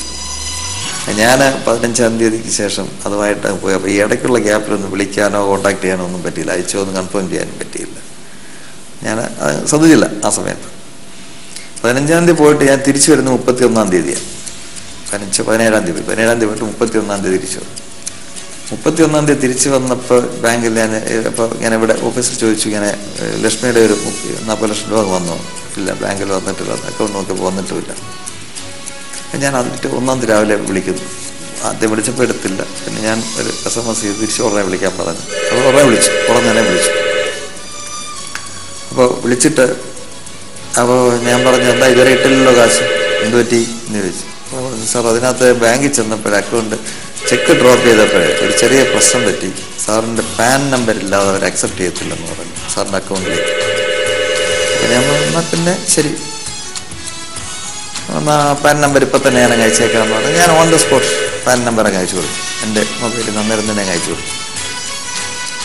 അപ്പോൾ പാൻ നമ്പർ അയച്ചെടുത്ത് കഴിഞ്ഞ് പിന്നെ വിവരമൊന്നുമില്ല. അപ്പോൾ ഞാൻ പാൻ നമ്പർ കിട്ടിയോ എന്ന് വിളിച്ചു, എടുത്ത് കിട്ടി. അപ്പോൾ ഞാൻ ഉടൻ തന്നെ അത് 3-ാം തീയതി 4-ാം തീയതി ഞാൻ ട്രാൻസ്ഫർ ചെയ്തേക്കാമെന്നും പറഞ്ഞു. അങ്ങനെ ഫോൺ ഞാൻ കട്ട് ചെയ്തു. പിന്നെ എന്നെപ്പറ്റി ഒരു വിവരം കിട്ടുന്നത് 3-ാം തീയതി രാവിലെ ആണെന്നാണ് എൻ്റെ ഒരു ഓർക്കുന്നത്. 3-ാം തീയതി രാവിലെ ഞാൻ ഓഫീസിൽ ഇരിക്കുമ്പോൾ വൈഫ് വിളിച്ച് പറഞ്ഞു, ഇങ്ങനെ ലക്ഷ്മിയെ പോലെ ഇരിക്കുന്നു, സരിത എന്നും പറഞ്ഞൊരു പെൺകുട്ടിയെ അറസ്റ്റ് ചെയ്തിരിക്കുന്നു പോലീസ്. ഫോട്ടോ കണ്ടിട്ട് സരിത എന്നാണ് പറഞ്ഞിരിക്കുന്നത്. പക്ഷെ കണ്ടിട്ട് ലക്ഷ്മിയെ പോലെ ഇരിക്കുന്നു. ഞാൻ മുഴുവൻ വായിച്ചിട്ടുണ്ട് മറുപടി പറയാൻ. ഇങ്ങോട്ട് വിളിക്കുന്നതാണ്. മുഴുവൻ വായിച്ചിട്ട് പറഞ്ഞു അത് തന്നെയാണ് ആള്, ഇതാണ് കക്ഷി, അങ്ങനെ തട്ടിപ്പ് കേസിൽ അറസ്റ്റ് ചെയ്തിരിക്കുന്നത്. അങ്ങനെയാണ് അവർക്ക് സരിത എന്നൊരു പേരുണ്ടെന്ന് പോലും ഞാൻ അറിയുന്നു. തുടർന്ന് ഇങ്ങോട്ട് അന്വേഷണത്തിൽ ഇതെല്ലാം ചീറ്റിംഗ് ആയിരുന്നെന്നും കാര്യങ്ങളൊക്കെ. സ്വകാര്യ അന്യായം കൊടുത്തിരുന്നല്ലോ, അതിനകത്ത് പറഞ്ഞത് മുഖ്യമന്ത്രിയോടും മുഖ്യമന്ത്രിയുടെ ഓഫീസിലെ ഉദ്യോഗസ്ഥരുമായി ചർച്ച നടത്തിയതിന് ശേഷമാണ് എന്നാണ്. എങ്ങനെയാണ് ഇങ്ങനെ ഒരു കൺഫ്യൂഷൻ ഉണ്ടായത്? അതായത് ഞാൻ കേസിന്റെ ഡീറ്റെയിൽസ് ചെക്കിന്റെ കോപ്പി ഞാൻ എടുത്ത് വെച്ചിട്ടുണ്ടായിരുന്നു. പോസ്റ്റ് ചെക്ക് കൊടുത്ത് കോപ്പി എടുത്ത് വെച്ചിട്ടുണ്ടായിരുന്നു. കോപ്പി ഉണ്ടായിരുന്നു. അതിന് 28-ാം തീയതി 3 ചെക്കും കിട്ടി. എൻ്റെ റെസിറ്റ് അവർ തന്നിട്ടുണ്ട്. ഒഫീഷ്യൽ റെസിറ്റ് വിത്ത് സീൽ, ലക്ഷ്മിയുടെ സൈനും സീലോടും കൂടി റെസിറ്റും തന്നിട്ടുണ്ടായിരുന്നു. അപ്പോൾ അത് എല്ലാം ഉള്ള അങ്ങനെ എല്ലാ റെക്കോർഡ്സും കൊടുത്തു. MOU കൊടുത്തു, MOUന്റെ കോപ്പി കൊടുത്തു. ഇങ്ങനെ എല്ലാം വക്കീലിൻ്റെ അടുത്ത് കൊടുത്തപ്പോൾ ഞാൻ ആ കൊടുത്ത സമയത്ത് ഈ വക്കീലിനെ എൻ്റെ മെയിലിൽ നിന്ന് അവർ അയച്ചിരുന്ന മെയിൽ അങ്ങോട്ട് ട്രാൻസ്ഫർ ചെയ്ത് കൊടുത്തിരുന്നു. മുഖ്യമന്ത്രിയെ കാണാൻ അപ്പോയിൻമെൻ്റ് എടുത്തിരുന്നത് വക്കീൽ ഇങ്ങനെ ഗുമസ്തൻ്റെ അടുത്ത് പറഞ്ഞിരുന്നത്, എഴുതിയിരുന്ന ക്ലർക്ക് അത് മുഖ്യമന്ത്രിയുടെ ഓഫീസ് എന്ന് അയാൾ ഉദ്ദേശിച്ചത് മുഖ്യമന്ത്രിയെ കണ്ടു എന്നുള്ള രീതിയിലാണ്. ഇത് രണ്ടാമത് ഒപ്പിടാൻ സമയത്ത് ഞാൻ അവിടെ ചെന്നിരുന്ന് ഇങ്ങനെ വായിക്കുമ്പോഴാണ് ഇത് മുഖ്യമന്ത്രിയുടെ ഓഫീസ് എന്ന് മാത്രം ഇങ്ങനെ അങ്ങനെ ആദ്യം വായിച്ചു. അപ്പോൾ വായിച്ചു കഴിഞ്ഞ് ഞാനും അഡ്വക്കേറ്റും കൂടെ തന്നെ ഡിസ്കസ് ചെയ്തപ്പോഴേ മുഖ്യമന്ത്രിയുടെ ഓഫീസ് എന്ന് പറഞ്ഞു കഴിഞ്ഞാൽ അത് ഏതാകുമെന്നൊരു ചെറിയ കൺഫ്യൂഷൻ വന്നതിനകത്ത് ഞങ്ങൾക്ക് രണ്ടുപേർക്കും വന്നു. അപ്പോൾ അങ്ങനെ മുഖ്യമന്ത്രിയെ കണ്ടെന്ന് കൺഫേം ചെയ്യാനായിട്ട് മുഖ്യമന്ത്രിയെയും മുഖ്യമന്ത്രിയുടെ ഓഫീസും എന്ന് അന്നേരം എഴുതി ചേർത്ത് ഞാൻ ഒപ്പിടുന്നതിന് മുമ്പ് തന്നെ എഴുതി ചേർത്താണ്. താങ്കൾക്ക് മുഖ്യമന്ത്രിയോടും എന്ന് എഴുതി ചേർത്തതിന് ശേഷം അത് ബോധ്യപ്പെട്ടതിന് ശേഷം അതേ ഹാൻഡ് റൈറ്റിംഗ്, അതേ ക്ലർക്ക് തന്നെ എഴുതി. അതേ ക്ലർക്ക് എന്നെ മുമ്പിൽ വെച്ചാണ് അത് എഴുതിയത്. പക്ഷെ പത്തനംതിട്ട പ്രസ് ക്ലബിൽ നിന്ന് ഒരു പ്രസ് റിലീസ് ഇറങ്ങിയിരുന്നു, അതെങ്ങനെ സംഭവിച്ചു? അത് ശരിയായി പറഞ്ഞാൽ ഈ ഒരു പ്രശ്നം അങ്ങ് തീരുന്നെങ്കിൽ അങ്ങനെ തീരട്ടെ എന്ന് വെച്ച് ഞാനല്ല കൊടുത്തത്. എൻ്റെ കൺസെൻറ്റോടുകൂടി കൊടുക്കാൻ ഞാൻ പറഞ്ഞതാണ്. അതായത് കൊടുക്കാൻ പറഞ്ഞതിൻ്റെ ഒരു കാരണം, ആദ്യം ഞാൻ പോലീസിന് മൊഴി കൊടുത്തപ്പോൾ ഒരു സംസ്ഥാന മുഖ്യമന്ത്രിയെ ഞാൻ ഒരു 40 ലക്ഷം രൂപയുടെ കേസിനകത്ത് സംസ്ഥാന മുഖ്യമന്ത്രിയുടെ അറിവോടുകൂടി എന്ന് എഴുതി വരുമ്പോൾ അല്ലെ അങ്ങനെ ഫയൽ ചെയ്തെങ്കിൽ പോലും സംസ്ഥാന മുഖ്യമന്ത്രി അതിനകത്തൊരു പ്രതിസ്ഥാനത്ത് കൊണ്ടുവരുന്നതിൻ്റെ ചില സാങ്കേതിക വ്യവസായി എന്നുള്ള രീതിയിൽ അതിൻ്റെ സാങ്കേതിക ബുദ്ധിമുട്ടുകൾ എനിക്ക് ഒരുപാടുണ്ടാകാം. എനിക്ക് സെയിൽസ് ടാക്സ് രജിസ്റ്റർ ഒരുപാട് രജിസ്ട്രേഷൻ അത്തരം ലൈസൻസുകൾ തന്നെ ക്രഷർ നടത്തുന്നതിൻ്റെ ബുദ്ധിമുട്ട് അറിയാമല്ലോ. ഏതാണ്ട് ഞങ്ങളുടെ കണക്കനുസരിച്ച് ഏതാണ്ട് 18-20 ലൈസൻസുകളോ NOCകളോ ഇല്ലാതെ നടക്കത്തില്ല. അപ്പോൾ ഇത്രയും സംഭവങ്ങൾ എടുത്ത് നടക്കുന്ന ഒരു പ്രസ്ഥാനത്തിനകത്ത് സംസ്ഥാന മുഖ്യമന്ത്രിയോട് അല്ലെ സംസ്ഥാന മുഖ്യമന്ത്രിയെ കൂടെ ഒരു കേസിൽ പ്രതിയായ രീതിയിൽ അല്ലെങ്കിൽ ഒരു അലിഗേഷനെ കൊണ്ടുവന്നു കഴിഞ്ഞാൽ അതിനെനിക്കുണ്ടാകാവുന്ന ഒരു മനോവ്യഥ ഊഹിക്കാവുന്നേ ഉള്ളൂ. ഈ വിഷയത്തിൽ നല്ല സമ്മർദ്ദം താങ്കൾ അനുഭവിച്ചിട്ടില്ലേ? അല്ലെങ്കിൽ തന്നെ ഇത് ഒഴിവാക്കിയത് തന്നെ എനിക്ക് സമ്മർദ്ദം. ആദ്യം അങ്ങനെ വഴി അങ്ങനെ പറഞ്ഞതിൽ തന്നെ എനിക്കൊരു വലിയ സമ്മർദ്ദം ഉണ്ടായിരുന്നു. ഒരു കള്ളം പറയുന്ന വെറുതെ ആവശ്യമില്ല ഒരു കള്ളം പറഞ്ഞതിനകത്തുള്ള അല്ലെ ഒരു സത്യം മറച്ചു വെച്ചതിനകത്തുള്ള ഒരു സമ്മർദ്ദം, മാനസിക സംഘർഷം നല്ലതായിട്ടുണ്ടായിരുന്നു. അപ്പോൾ എന്നിരുന്നാൽ പോലും അത് ആ ഒരു പ്രശ്നം അങ്ങ് തീരുന്നെങ്കിൽ ആയിക്കോട്ടെ എന്ന് വെച്ച് അപ്പോൾ അങ്ങനെ ഒരു മാറ്റം വരുത്തിയാൽ അങ്ങ് തീരും എന്ന് പല മേഖലകളിൽ നിന്നും പല ക്വാർട്ടേഴ്സിൽ നിന്നും ചില അഡ്വൈസ് വന്നതുകൊണ്ടാണ് അങ്ങനെ ഒരെണ്ണം കൊടുക്കാനായിട്ട് ഞാൻ എറണാകുളത്തായിരുന്ന സമയത്ത് ഇവിടെ വിളിച്ച് പറഞ്ഞ ഒരെണ്ണം കൊടുത്തേക്ക് അങ്ങ് തീരുന്നെങ്കിൽ. പിന്നെ അത് വേറെ ചില നാടകങ്ങളിൽ കൂടെയാണ് അതൊരു വലിയ ഇഷ്യൂ ആക്കിയെടുത്തത്. അത് കോൺഗ്രസ് പാർട്ടിക്കകത്ത് തന്നെ ഉണ്ടായ ചില ഇഷ്യൂസ്, ഞാൻ ആളുടെ പേരൊന്നും പറയുന്നില്ല, എന്നിരുന്നാലും കോൺഗ്രസ് പാർട്ടിക്കകത്ത് ഉണ്ടായ ചില ഇഷ്യൂസ് ഇത് എഴുതിയ ക്ലർക്കിനെ കോർണർ ചെയ്യാൻ നോക്കുകയും അയാളുടെ പേര് കേസെടുപ്പിക്കാൻ നോക്കി അങ്ങനെ ഒരുപാട് ഇഷ്യൂസ് വന്നതുകൊണ്ടാണ് അത് വീണ്ടും ഒരു വലിയ ഇഷ്യൂ ആയി മാറിയത്. അങ്ങനെയുള്ള സാഹചര്യത്തിലാണ് എന്നെ ഈ 164(5) കൊടുത്ത് മജിസ്ട്രേറ്റിന് മുമ്പിൽ മൊഴി കൊടുക്കാനായിട്ട്. അപ്പൊ ഞാൻ തന്നെ അങ്ങോട്ട് റിക്വസ്റ്റ് ചെയ്തു. 164 മൊഴി കൊടുക്കാൻ തീരുമാനിച്ചത് താങ്കൾ തന്നെയാണോ അതോ മറ്റേ? ഞാൻ പറഞ്ഞു ഞാനും കൊടുക്കാം, അതൊക്കെ തീരട്ടല്ല, എനിക്ക് ഈ വിളിച്ചു നടക്കാൻ പറ്റുന്നില്ല. ഞാൻ ആദ്യത്തെ മൊഴി കൊടുത്തു കഴിഞ്ഞ് മീഡിയക്കാരുടെ ആദ്യം എന്തിനായിരുന്നു ഒരു പോലീസ് സ്റ്റേഷനിൽ പരാതി കൊടുക്കുക എന്നുള്ളതല്ലേ സാധാരണഗതിയിൽ നമ്മൾ ചെയ്യുക? അതിന് പകരം പത്തനംതിട്ട ജുഡീഷ്യൽ മജിസ്ട്രേറ്റ് കോടതിയിൽ നേരിട്ട് പോകേണ്ട കാര്യം എന്തായിരുന്നു? എനിക്ക് പേഴ്സണലായിട്ട് പറഞ്ഞു കഴിഞ്ഞാൽ പോലീസ് സ്റ്റേഷനിൽ ഒരു പരാതി കൊടുത്തു കഴിഞ്ഞാൽ അതിനെപ്പറ്റി തുടർ അന്വേഷണത്തിന് ഞാൻ ഈ പോലീസ് സ്റ്റേഷനിൽ കയറി ഇറങ്ങി നടക്കേണ്ടി വരും. സാധാരണ ഒരു നടപടി അതാണ്. പോലീസ് സ്റ്റേഷനിലല്ലേ അടുത്ത പോലീസ് സ്റ്റേഷൻ അങ്ങനെ അതുമായി ഹയർ കോടതി സ്ഥലങ്ങളിലേക്ക് കയറി ഇറങ്ങി നടക്കേണ്ടി വരും. അപ്പോൾ ആ ഒരു സാഹചര്യം ഒന്ന് ഒഴിവാക്കാനായിട്ടാണ് മജിസ്ട്രേറ്റ് കോടതിയിൽ തന്നെ കേസ് കൊടുക്കാൻ ഞാൻ തീരുമാനമെടുത്തത്. എനിക്ക് അങ്ങനെ സ്റ്റേഷൻ കയറി ഇറങ്ങുന്ന ബുദ്ധിമുട്ടുണ്ട് ന്യായമായ രീതിയിൽ. അപ്പോൾ ഇതിനെ വന്നു കഴിഞ്ഞാൽ ഞാൻ അഡ്വക്കേറ്റ്സുമായിട്ട് കുറേ സീനിയർ അഡ്വക്കേറ്റ്സ് ഹൈക്കോടതിയിൽ പ്രാക്ടീസ് ചെയ്യുന്ന അഡ്വക്കേറ്റുമായിട്ട് ചോദിച്ചപ്പോഴും എല്ലാം പറഞ്ഞത് അങ്ങനെയാണെങ്കിൽ അവർ പോലീസിലേക്ക് ട്രാൻസ്ഫർ ചെയ്യും കേസ്. അങ്ങനെ പോലീസിൽ വന്നു കഴിഞ്ഞാൽ അതിന് മൊഴിയെടുക്കാനായിട്ട് മാത്രം പോലീസ് സ്റ്റേഷനിൽ പോയാൽ മതി ഒരിക്കൽ. പിന്നെ കോടതിയിൽ കേസ് ട്രയൽ സമയത്ത് പോയാൽ മതി. ഇതിനിടയ്ക്ക് നിങ്ങൾക്ക് ഒരു ഹരാസ്മെന്റ് ഉണ്ടാകത്തില്ല എന്ന് പറഞ്ഞതനുസരിച്ച് മാത്രമാണ് മജിസ്ട്രേറ്റ് കോടതി കൊടുത്തത്. പിന്നീട് 164 കൊടുക്കാൻ തീരുമാനിച്ചത് 164 കൊടുക്കാൻ തീരുമാനിച്ചത് കൊടുക്കാൻ പോയത് റാന്നിയിലാണ്. അത് ചീഫ് ജുഡീഷ്യൽ മജിസ്ട്രേറ്റ് ആണല്ലോ തീരുമാനിക്കുന്നത് എവിടെ എടുക്കണമെന്ന്. പോലീസിന്റെ റിക്വസ്റ്റ് അനുസരിച്ച് പോലീസാണ് റിക്വസ്റ്റ് ചെയ്യുന്നത്. കാര്യം എനിക്ക് ഒരുപാട് സമ്മർദ്ദം വരുന്നുണ്ട്, ഇങ്ങനെ മൊഴി മാറ്റാൻ വരുന്നു, ഞാൻ തിരിച്ചും മറിച്ചു ഒക്കെ 2-3 കാര്യങ്ങൾ വന്നില്ലേ. ന്യായമായിട്ട് ഒരു സ്റ്റേബിളായിട്ട് മൊഴി കൊടുക്കാൻ ഒക്കാത്ത സാഹചര്യങ്ങളാണ്, ചില സമ്മർദ്ദങ്ങൾ വരുന്ന ഒരു സാഹചര്യത്തിലാണ് ഈ 164 എടുക്കുന്നത്. ഒരു ലാസ്റ്റ് ആൻഡ് ഫൈനൽ എന്നുള്ള രീതിയിലാണ് എന്നാണ് ഞാൻ മനസ്സിലാക്കിയിട്ടുള്ളത്. അപ്പോൾ അതനുസരിച്ചാണ് ADGP തന്നെ നിർദ്ദേശപ്രകാരം DYSP 164 റിക്വസ്റ്റ് കൊടുക്കുന്നത്. പത്തനംതിട്ട ചീഫ് ജുഡീഷ്യൽ മജിസ്ട്രേറ്റിന് കൊടുത്തു. അദ്ദേഹത്തിന് നിർദ്ദേശം, അതിന്റെ സമൻസ് അങ്ങനെയാണ്, എനിക്ക് സമൻസ് കിട്ടിയിട്ടുണ്ട്. ആ സമൻസിനകത്ത് ചീഫ് ജുഡീഷ്യൽ മജിസ്ട്രേറ്റിന്റെ അവിടെ നിന്നാണ് റാന്നി ഫസ്റ്റ് ക്ലാസ് മജിസ്ട്രേറ്റിലേക്കാണ്, റാന്നി അതന്നെ ഫസ്റ്റ് ക്ലാസ് മജിസ്ട്രേറ്റ് കോടതിയിലേക്കാണ് വന്നിരുന്നത്. അവിടെ പോയി മൊഴി കൊടുക്കുക. അത് കഴിഞ്ഞ ശനിയാഴ്ച മൊഴി കൊടുത്തത് ഈ പറഞ്ഞ പ്രകാരം തന്നെയാണ്. അതെ, ഞാൻ ഈ പറഞ്ഞ സത്യം, പൂർണ്ണമായി സത്യങ്ങൾ മാത്രം. അതിനകത്ത് ഒരു ഡീവിയേഷൻ. ഒരുപാട് കോൺഗ്രസ് ബന്ധം ഉണ്ടാവല്ലോ, ഒരു പൊതുരംഗത്ത് കുറെ കാലമായി പ്രവർത്തിക്കുന്ന ഒരാളെന്ന്. അതെ അതെ അതെ, തീർച്ചയായും ബന്ധുബലവും കോൺഗ്രസിന്റെ ബന്ധുബലമല്ല. ഞാൻ പത്തനംതിട്ട പ്രൈമറി ഈ അഗ്രികൾച്ചറൽ ഡെവലപ്മെന്റ് ബാങ്കിന്റെ 16 വർഷം ബോർഡ് മെമ്പറായിരുന്നു. മുഖ്യമന്ത്രി നേരത്തെ അറിയാമായിരുന്നു? ഇല്ല, ഞങ്ങളതിൽ അറിയില്ല. സരിദാസ് നായരുടെ കൂടെയാണ് ആദ്യം മുഖ്യമന്ത്രി കാണുന്നത്. ലക്ഷ്മി നായരുടെ കൂടെ. എന്നെ സംബന്ധിച്ച് അവരെ അങ്ങനെ അറിയുള്ളൂ. ലക്ഷ്മി നായരുടെ കൂടെയാണ് ഞാൻ ആദ്യം മുഖ്യമന്ത്രിയെ കാണുന്നത്. പിന്നെ സരിത എന്ന് പറയുന്ന ലക്ഷ്മി നായരുടെ കൂടെ. അതിനു മുമ്പ് ഞാൻ നേരിട്ട് മുഖ്യമന്ത്രിയെ കണ്ടിട്ടില്ല. എന്നാൽ അതിനുശേഷം കണ്ടിട്ടുണ്ട്. അതിനുശേഷം മുഖ്യമന്ത്രിയും റവന്യൂ മന്ത്രിയും കൂടെയുള്ള ഒരു മീറ്റിങ്ങിനകത്ത് ഞങ്ങൾ ഒരുമിച്ച് അറ്റൻഡ് ചെയ്തു. ഞാൻ കൃഷ്ണോണേഴ്സ് അസോസിയേഷൻ പ്രസിഡന്റ് എന്നുള്ള രീതിയിൽ 2-3 സംഘടനകളുണ്ട്. ഒരു സംഘടനയുടെ, അതായത് അതിലെ പ്രബലമായ സംഘടന ഞങ്ങളുടേതാണ്. അതിൻ്റെ ആളെന്നുള്ള രീതിയിൽ ഞാൻ അദ്ദേഹവുമായിട്ട് ആ ഡിസ്കഷൻ കൂടിയിട്ടുണ്ട്. പിന്നെ ഒരു ഡിസ്കഷൻ 2 പ്രാവശ്യം. അപ്പോൾ തിരിച്ചറിഞ്ഞിരുന്നോ മുഖ്യമന്ത്രി? അതിനെപ്പറ്റി പറയാൻ എനിക്കറിയില്ല, ഐ കനോട്ട് സേ. പക്ഷേ അത് മുഖ്യമന്ത്രിയുടെ കുടുംബമായിട്ട് എന്തെങ്കിലും രീതിയിൽ ബന്ധപ്പെട്ടിരുന്നോ? അതിനുശേഷം ഒരു കാരണവശാൽ ഒരു മന്ത്രിമാരുടെയും കുടുംബമായിട്ട് ഒരു ബന്ധം ഉണ്ടാക്കിയിട്ടുള്ള ആളല്ല. ഞാൻ അങ്ങനെ വീട്ടിൽ പോകും, അല്ലെ ആവശ്യമില്ല ഒരു സ്ഥലത്ത് കയറി പരിചയം നടിക്കും, ഒന്നും ചെയ്യാത്ത ആളാണ് ഞാൻ. ഇങ്ങോട്ട് വിളിക്കുകയോ ഒന്നും ചെയ്തിട്ടില്ല ഈ സരിദാസ് നായരുടെ കാര്യത്തിലൊന്നും?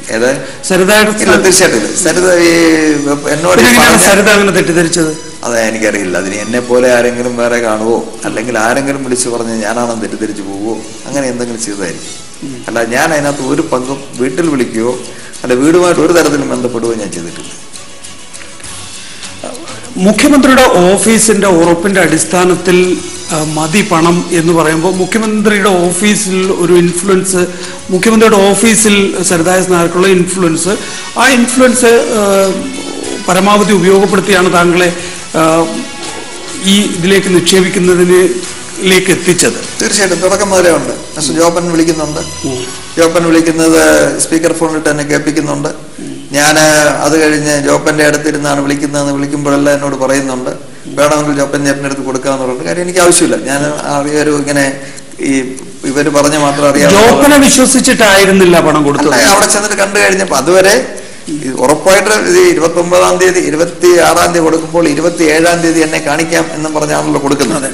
27-ാം തീയതി അദ്ദേഹം ഡൽഹിക്ക് പോയത് കൊണ്ടാണ് അപ്പോയിന്റ്മെന്റ് ഇല്ലായിരുന്നത്. അല്ലെങ്കിൽ 27-ാം തീയതി കണ്ടു അല്ലെ കാണുന്നില്ലെങ്കിൽ അങ്ങനെ ആ ഒരു പോക്ക് നടന്നില്ല, അവിടെ കാണാൻ പറ്റുന്നില്ലായിരുന്നു. ഞാൻ ചെക്കിന് സ്റ്റോപ്പ് പേയ്മെന്റ് കൊടുത്തേനെ, അങ്ങനെ പറഞ്ഞു തന്നെ കൊടുത്തിരുന്നു, സ്റ്റോപ്പ് പേയ്മെന്റ് കൊടുത്തേനെ. ADGP ആയിട്ടൊക്കെ സംസാരിച്ചിട്ടുണ്ടാവുമല്ലോ, അന്ന് കണ്ടതിന്റെ CCTV ദൃശ്യങ്ങൾ യഥാർത്ഥത്തിൽ പോലീസിന്റെ കയ്യിലുണ്ടോ? എനിക്കതറിയില്ല, എന്നെ കാണിച്ചില്ല. പക്ഷെ എന്തായാലും ഒരു CM-ന്റെ ഓഫീസിൽ CCTV ഇല്ലാതെ വരത്തില്ല. CCTV ദൃശ്യങ്ങൾ അത് എറേസ് ചെയ്ത് കളയാനും പറ്റത്തില്ല. നോർമലി സാധാരണ ഇതിന്റെ അവരുടെ ഒരു സ്റ്റോറേജ് ഒരു ബാങ്ക് ആണ്, CCTVക്ക് ഒരു അവരുടെ ഹാർഡ് ഡിസ്ക് സ്റ്റോർ ചെയ്യുന്നൊരു ബാങ്ക് ആണ്. അതിൽ ഒരു വർഷങ്ങൾ സൂക്ഷിച്ചിരിക്കും. നോർമലി എടുത്ത് കളയാൻ പറ്റത്തില്ല. അത് പ്രത്യേകിച്ച് ഇതുപോലുള്ള വലിയ ഇൻസ്റ്റിറ്റ്യൂഷൻ ആകുമ്പോൾ എല്ലാ മിനിസ്റ്റേഴ്സിന്റെ ഉണ്ടല്ലോ, എല്ലാം കൂടെ ഒരു ബാങ്ക് ആണ്, അത് അവിടെ സൂക്ഷിക്കും. ADGPയുടെ ചോദ്യം ചെയ്യലോ അല്ലെങ്കിൽ മൊഴിയെടുക്കലിലോ അത്തരം കാര്യങ്ങളൊന്നും പരാമർശിക്കപ്പെട്ടില്ല. ഞാനും പരാമർശിക്കപ്പെട്ടു, ഞാൻ അങ്ങോട്ടും പറഞ്ഞില്ല. ഞാൻ ADGPയുടെ അടുത്ത് ഞാൻ CM-നെ കണ്ടെന്നും പറഞ്ഞില്ല, വേണമെന്ന് പറഞ്ഞിട്ടില്ല.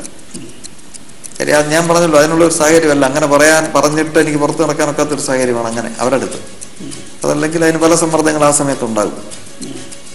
അല്ലെങ്കിലും വലിയ തോതിലുള്ള സമ്മർദ്ദം താങ്കളുടെ അടുത്തില്ലേ? ഈ 40 ലക്ഷം രൂപക്ക് മുഖ്യമന്ത്രിയെ പോലുള്ള ഒരാളെ സംശയത്തിന്റെ നിഴലിലാക്കരുത് എന്ന് പറഞ്ഞ് പല കോൺഗ്രസ്സുകാരും വന്നിട്ടുണ്ടായില്ലേ? പേര് ചോദിക്കരുത്, ആൾക്കാരൊക്കെ വന്നിട്ടുണ്ട്. പക്ഷെ എനിക്ക് എന്തുകൊണ്ടാണ് പിന്നെ അവർക്ക് വഴങ്ങാതെ പോയത്? വഴക്കാതെ പോയത് എനിക്ക് ബ്ലാക്ക് മണി വേണ്ട. ഞാൻ അക്കൗണ്ടിൽ നിന്ന് വെറുതെ, എനിക്ക് ഞങ്ങളുടെ നാട്ടിൽ ഒരു ക്രെഡിബിലിറ്റി ആവുള്ളൂ.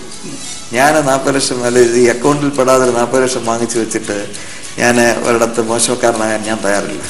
ഞാൻ എന്നോട് സമീപിച്ചോട്ട് എല്ലാവരും കാര്യം പറഞ്ഞു, ഒന്നുകിൽ നിങ്ങൾ 40 ലക്ഷം രൂപ ഡീഡി തരിക, അല്ല ഞാൻ എൻ്റെ അക്കൗണ്ട് നമ്പർ തരാം, അക്കൗണ്ട് നമ്പറിലേക്ക് ട്രാൻസ്ഫർ ചെയ്യും. ട്രാൻസ്ഫർ ചെയ്യുന്നതോടൊപ്പം ഇതിനകത്ത് ഇപ്പം അകത്തായിരിക്കുന്ന 3 പ്രതികളുണ്ട്. ലക്ഷ്മി എന്ന് പറയുന്ന സരിതയെ 40 ലക്ഷം രൂപ തരാൻ ഒരുപാട് പേര് തയ്യാറായിരുന്നു. ഒരുപാടില്ല, 1-2 പേർ തരാമെന്ന് പറഞ്ഞ് അപ്രോച്ച് ചെയ്തു. 40 ഈവൻ മോർ കോൺഗ്രസ് ഇതിനു വേണ്ടി ഒരു കോംപ്രമൈസ്. പക്ഷെ അപ്പൊ അതിനകത്ത് ഈ ഒരു കണ്ടീഷൻ ഉണ്ട്. അപ്പൊ ഞാൻ അതിനകത്ത് വെച്ചിരുന്ന കോൺഗ്രസ്സുകാർ തന്നെയായിരുന്നു അത്. ആയിക്കോട്ടെ, അത് ഏതായാലും ആൾ അപ്രോച്ച് ചെയ്തു. കോൺഗ്രസ്സുകാരല്ലാതെ പിന്നെ അതിനകത്ത് വരേണ്ട ആരെങ്കിലും ഉണ്ടാവും? ഇല്ലല്ലോ. അപ്പോൾ വന്നതിൽ നിന്ന് അങ്ങനെയാണ് അതിനെപ്പറ്റി ഞാൻ വന്നവരോടെല്ലാം ഇത് തന്നെ പറഞ്ഞു. എനിക്ക് ഒരു ബ്ലാക്ക് മണി വേണ്ട, നിങ്ങൾ ചെയ്യാമെങ്കിൽ ഞാൻ സമ്മതിക്കുന്നു, വേണമെങ്കിൽ കേസ് പിൻവലിക്കാം. 2 കണ്ടീഷൻ. ഒന്ന്, ഇത് വൈറ്റ് മണി ആയിരിക്കണം, ഒന്നിൽ എൻ്റെ DD എടുത്ത് എനിക്ക് തരിക, DD ആയിരിക്കണം ഒന്നിൽ. അതല്ലെങ്കിൽ അക്കൗണ്ടിലേക്ക് ട്രാൻസ്ഫർ ചെയ്യണം. ക്യാഷിൻ്റെ കാര്യത്തിൽ അങ്ങനെ. അതോടൊപ്പം തന്നെ ഈ സരിതയും ബിജു രാധാകൃഷ്ണനും ജോപ്പനും കൂടെ ഒരു ജോയിൻ്റായിട്ട് എഴുതി ഇത് അവർ തരുന്ന കാശാണെന്നും അവർ വാങ്ങിച്ച് അല്ലേ ജോയിൻ്റായിട്ട് ഇപ്പോൾ അവർ ഈ കേസിൽ നിന്ന് ഞാൻ കൊടുത്ത കേസ് പിൻവലിക്കുന്നതിന് അവർ എനിക്ക് ഇത് അവരോട് വാങ്ങിച്ചിരുന്ന കാശ് ഞാൻ മടക്കി തരുന്നു എന്ന് ഒരു നോട്ടുകളുടെ അടുത്തോ അല്ലെ അങ്ങനെ അതുപോലെ ഒരു എഗ്രിമെന്റ് തന്നെങ്കിൽ മാത്രമേ എനിക്ക് ചെയ്യാൻ പറ്റത്തുള്ളൂ. ഇവിടെ ഒരു സംശയം, 2 ലക്ഷം രൂപയുടെ ദുരിതാശ്വാസ നിധിയിലേക്കുള്ള സംഭാവന എന്ന് പറഞ്ഞ് ആ സമയത്ത് സരിതാസ് നായർ കൊടുക്കേണ്ട കാര്യം എന്താണ്? സാധാരണഗതിയിൽ ദുരിതാശ്വാസ നിധിയിലേക്ക് സംഭാവന ചെയ്യുന്നതിന് പല മാർഗങ്ങളുണ്ട്. വേണമെങ്കിൽ മുഖ്യമന്ത്രിയുടെ അടുത്തേക്ക് കൊടുക്കാം. താങ്കൾ പറയുന്നത് മുഖ്യമന്ത്രിയുടെ ഓഫീസിൽ നിത്യസന്ദർശക എന്നുള്ള നിലയിലായിരുന്നു മുഖ്യമന്ത്രിയുടെ ഓഫീസും താഴെ ഗേറ്റിൽ നിന്ന പോലീസും ഒക്കെ ലിഫ്റ്റ്മാൻ വരെ റിസീവ് ചെയ്തതെന്ന്. അപ്പൊ അങ്ങനെ നിരന്തരം പോകുന്ന ആള് താങ്കളുടെ മുമ്പിൽ വെച്ച് തന്നെ 2 ലക്ഷം രൂപ കുറെ കൂടെ ഒരു വിശ്വസിപ്പിക്കാനുള്ള ഒരു ഭാഗമായിരിക്കുമല്ലോ. ഞങ്ങളുടെ ഈ ബിസിനസ് പ്രോഫിറ്റിന്റെ ഒരു ഭാഗം ഞങ്ങളുടെ ഇതുപോലെ ഉള്ള സോഷ്യൽ വർക്കിന് വേണ്ടി സ്പെൻഡ് ചെയ്യുന്നു എന്നാകാമല്ലോ. അത് മുഖ്യമന്ത്രിയുടെ ദുരിതാശ്വാസ നിധിയിലേക്ക് തന്നെയാണോ? അങ്ങനെ അതെനിക്കറിയില്ല. എന്നോട് ദുരിതാശ്വാസ നിധിയിലേക്ക് എന്ന് പറഞ്ഞു തന്നെയാണ് അവർ കൊടുത്തത്. അതേ വാക്കൗട്ട് ഉച്ചരിച്ച് തന്നെ കൊടുത്തത്. DD കണ്ടത് മുഖ്യമന്ത്രിയും സരിതാസ് രാത്രി 8 മണിക്ക് ഉള്ള സമയത്ത് അത്ര ഒരു വലിയ ബ്രൈറ്റ് ലൈറ്റ് അല്ല. അപ്പൊ ഒന്നാമത് എനിക്കങ്ങനെ സ്പെക്സ് ഇല്ലാതെ വായിക്കാനും പ്രയാസം. ഞാൻ അങ്ങനെയൊന്നും വായിച്ചില്ല. അപ്പൊ എന്നോട് ഇങ്ങനെ കയറിയപ്പോഴാണ് പറയുന്നത്, സാർ ഞാൻ ഒരു DD കൊടുക്കുന്നുണ്ട്, ഇങ്ങനെ 2 ലക്ഷം രൂപയുടെ DD കൊടുക്കുന്നുണ്ട്, ദുരിതാശ്വാസ നിധിയിലേക്ക് കൊടുക്കുന്നുണ്ട്. അതകത്ത് വെച്ച് കൊടുക്കുകയും ചെയ്തു. അതും മിസ്റ്റർ ജോപ്പനെ തന്നെയാണ് അദ്ദേഹം ഏൽപ്പിച്ചത്. ലെറ്റർ ഏൽപ്പിക്കുക. ചിലരെങ്കിലും പറയുന്നു ഈ 40 ലക്ഷം രൂപയല്ല യഥാർത്ഥത്തിൽ താങ്കൾ കൊടുത്തത്, കൂടുതൽ കൊടുത്തിട്ടുണ്ടായിരുന്നു, പക്ഷേ അക്കൗണ്ടബിൾ മണി മാത്രമേ താങ്കൾക്ക് പരാതിയിൽ. ഞാൻ ബിസിനസ്സിനകത്ത് യാതൊരു അൺഅക്കൗണ്ടഡ് മണിയും ഞാൻ ആർക്കും ട്രാൻസാക്ട് ചെയ്തിട്ടില്ല.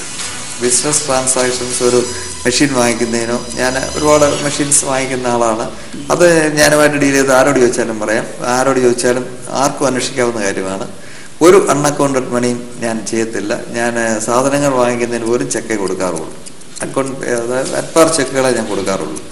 അത് ചെക്ക് മടങ്ങാനും അങ്ങനെയുള്ള ഒരു കാര്യം എൻ്റെ ബിസിനസ് ട്രാൻസാക്ഷനകത്ത് അത് ന്യൂ ജനറേഷൻ ബാങ്ക്സ് ഒരുപാടുമായിട്ട് എനിക്ക് കണക്ഷൻ ഉണ്ട്. എവിടെ വേണമെങ്കിലും നോക്കാം. അല്ലെങ്കിൽ സിബൽ എന്ന് പറഞ്ഞൊരു ഒരു നെറ്റ്വർക്ക് ഉണ്ടല്ലോ, ഈ ഓരോരുത്തരുടെ പേഴ്സണൽ ട്രാൻസാക്ഷൻസിനെ പറ്റി അറിയാനായിട്ട് ബാങ്കുകൾക്കെല്ലാം ഉണ്ട്. സിബൽ എന്നും പറഞ്ഞൊരു ഈ നെറ്റ്വർക്ക് ഉണ്ട്.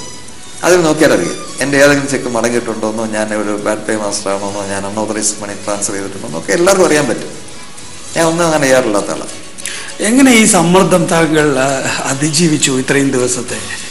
ഞങ്ങളെപ്പോലുള്ളവർ നിരന്തരമായി താങ്കളുടെ ടെലിഫോൺ എടുത്ത് നോക്കിയാൽ കാണാം എൻ്റെ എത്രയോ കോൾ അതിനകത്തുണ്ടാവും. അൺആൻസേർഡ് ആയിരുന്നു. അല്ല, അതിന് തന്നെയല്ല, ഒരു ഏതാണ്ട് അതിനകത്തൊരു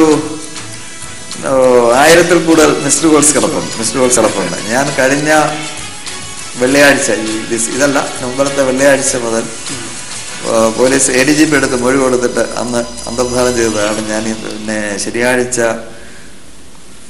മജിസ്ട്രേറ്റിന്റെ അടുത്ത് മൊഴി കൊടുക്കാനാണ് പുറത്തു വരുന്നത്.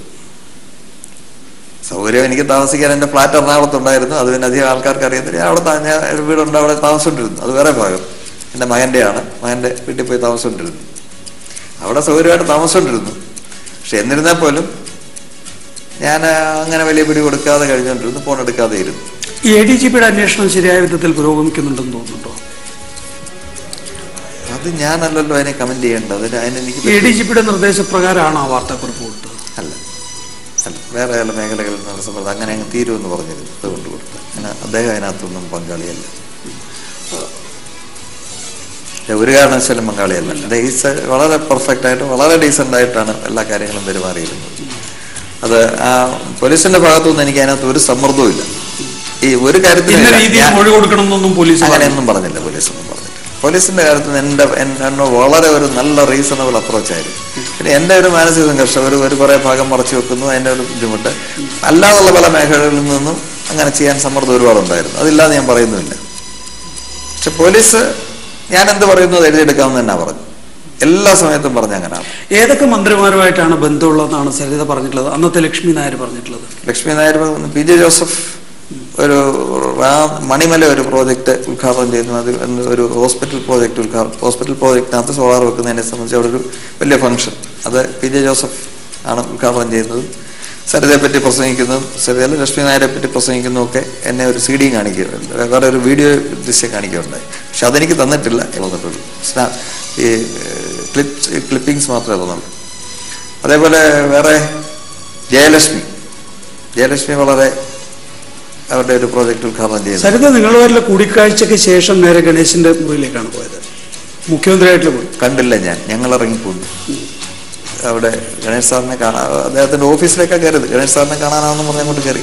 അല്ലാതെ ഞാൻ എങ്ങോട്ടാ പോയെന്ന് നമുക്ക് അറിയത്തില്ല, അദ്ദേഹം ഉണ്ടായിരുന്നത് പോലും എനിക്കറിയത്തില്ല. സോളി മുകളിലെ മുഖ്യമന്ത്രിയുടെ അടുത്തിരുന്നപ്പോൾ തന്നെ കുഞ്ഞാലിക്കുട്ടി മിനിസ്റ്ററുടെ ഓഫീസിലും കയറി അവർ എന്നെയും കൊണ്ടുപോയി അവിടെ പരിചയപ്പെടുത്തി. അപ്പൊ അദ്ദേഹം മരിച്ചു പോയതുകൊണ്ടാണ് ഞാൻ ആ പരിചയപ്പെടൽ പറയാൻ അബ്ബാസ് ഏട്ടനെ കൊണ്ട് പരിചയപ്പെടുത്തി.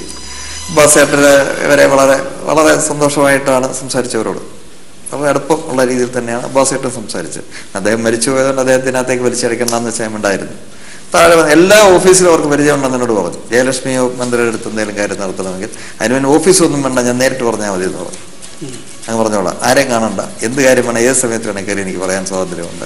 അങ്ങനെ പൊതുവിൽ എല്ലാ മന്ത്രിമാരെ പറ്റിയും അവർ വളരെ കോൺഫിഡൻ്റ് ആയിട്ടാണ് എനിക്ക് എന്ത് കാര്യം അവിടെ സാധിക്കാണെന്ന് പറയാം എന്നുള്ള രീതിയിലാണ് പറഞ്ഞിട്ടിരുന്നത്. നിരന്തരം എന്നെ ഫോൺ ചെയ്യുമ്പോഴൊക്കെ പറയും, എന്തെങ്കിലും കാര്യങ്ങളുണ്ടോ സാറേ, അവിടെ എന്തെങ്കിലും ഉണ്ടോ, ഞാൻ അത് ശരിയാക്കി തരാം. അത്ര ഇൻഫ്ലുവൻഷ്യൽ ആയിട്ട് പറഞ്ഞിട്ടുണ്ട്. ഇങ്ങനെ ഒരു സ്ത്രീ എന്നുള്ള രീതിയിലുള്ള ഉപയോഗപ്പെടുത്തലാണോ പലരും? ഞാൻ എങ്ങനെ കമന്റ് ചെയ്യും?